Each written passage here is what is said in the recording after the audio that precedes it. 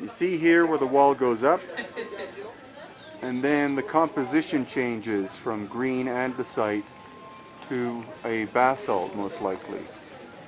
And that could be a sign that whoever built this portion were the first builders, and then a later people came, used different material, smaller, and then completed or rebuilt up to the top using the basalt.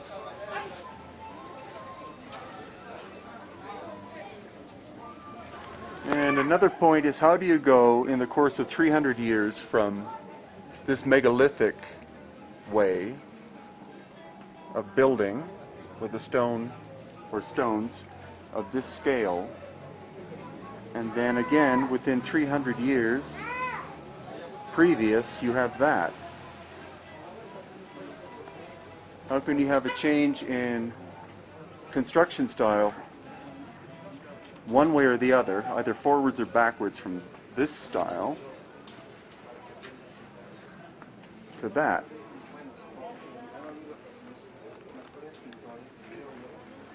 And again, you have this perfect joinery. You can't fit a human hair in between these two. You can here, but you can't here. You can't fit a hair, let alone a piece of paper or a credit card.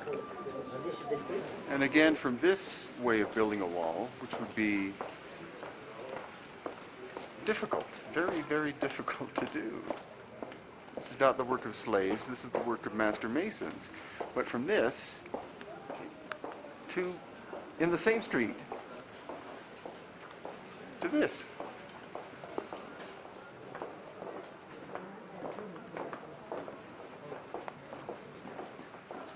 To this amazing polygonal way of putting a wall together.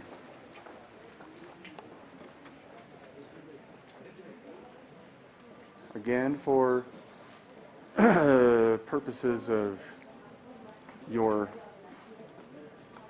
amusement, that style, and then that style. The materials are different too, from different sources. And this is an example of Spanish building. This is where the Spanish tore the houses and the palaces of the Inca apart and reconstituted them in order to make their own buildings. So this is an example of how the Spanish built, fast but incredibly sloppy.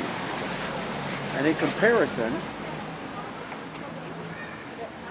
this is Inca period, probably, with this form of putting a wall together.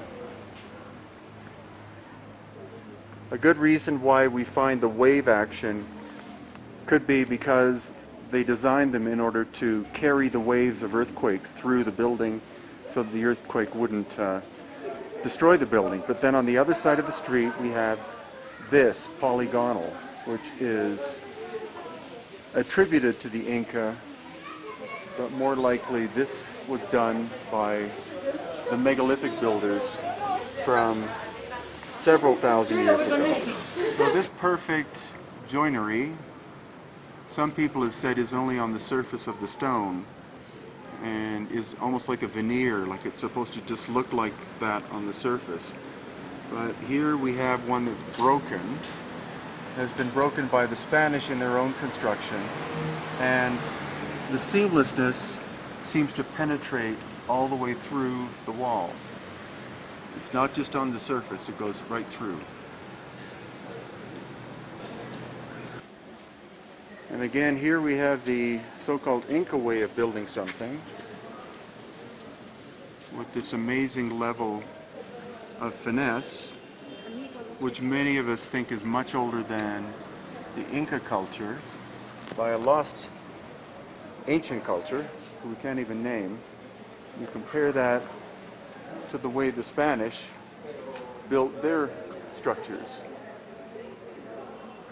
And that shows us that when there was an earthquake, the Spanish walls, because of the mortar, would crumble and collapse, whereas the Inca wall, or so-called Inca wall, wouldn't move because it's so tight-fitting that the whole wall could move as a single unit. And that's why they still stand today.